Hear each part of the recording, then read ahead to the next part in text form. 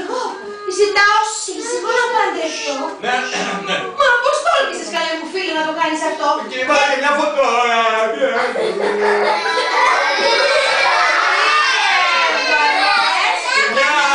Τι έβαλε, παιδιά?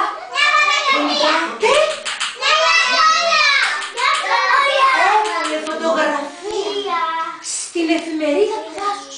Ο Πασχάλης για μένα, ο καλύτερος μου φίλος, ότι ζητάω σύζυγο. Πρωτοσέλιδος έκανα. Τώρα να σου βγάλω εγώ το κεφάλι.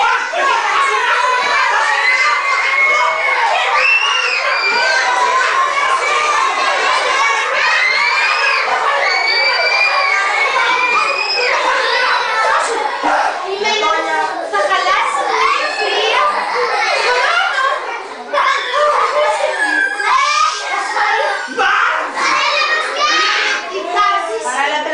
Στα μάτια όταν σου μιλώ. Μοίρα, δεν έχεις άλλη επιλογή.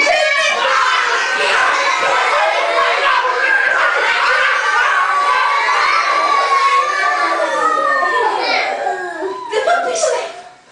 Δεν το πιστεύω καθόλου. Ακούτε τι πήγε και έκανε. Τόσα χρόνια θα χαλάσει τη φιλία μας άμα συνεχίσει. Έβαλε πρωτοσέλιδο στην εφημερίδα του δάσους ότι εγώ ψάχνω σύζυγο να βρω. Όχι λοιπόν, αγαπημένοι μου φίλοι. Εγώ δεν ψάχνω να βρω σύζυγο, δεν θέλω να παντρευτώ. Δεν θέλω. Τι, Ανδρέα? Δεν έπρεπε. Δεν έπρεπε.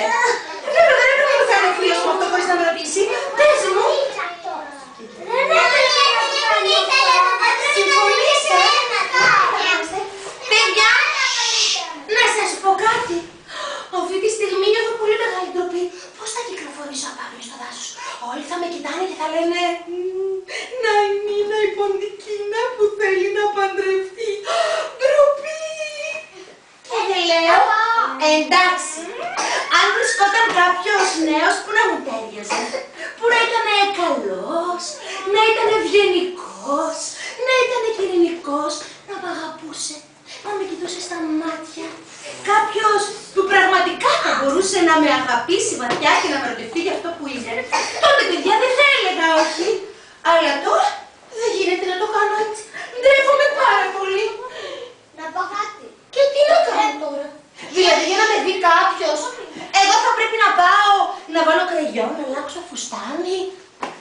Ή θα πρέπει να με δει όποιος με δει και να με αγαπήσει για αυτό που είμαι πραγματικά? Τι λέτε? Μήπως πρέπει να μείνω έτσι όπως είμαι και όποιος μ' αγαπήσει, να μ' αγαπήσει για αυτό που είμαι εγώ? Συμφωνείτε? Εσύ τι? Μ' αγαπήσεις? Και εσύ θα μ' αγαπήσεις?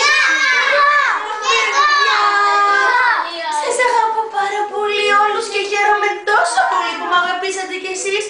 Θα γίνετε καλοί μου φίλοι? Ωραία λοιπόν. Σιγά σιγά θα γίνετε καλοί μου φίλοι, γιατί η φιλία χρειάζεται χρόνο. Όπως και ο Πασχάλης. Το γνωρίζω πάρα πολλά χρόνια και έγινε φίλος μου. Και τι λέτε, μήπως να το σκεφτώ και να γνωρίσω κάποιον και να κάνω κι εγώ μια ωραία οικογένεια? Είναι όμορφη οικογένεια, δεν είναι? Να έχεις έναν σύντροφο και κάποιον να σ' αγαπά. Αλλά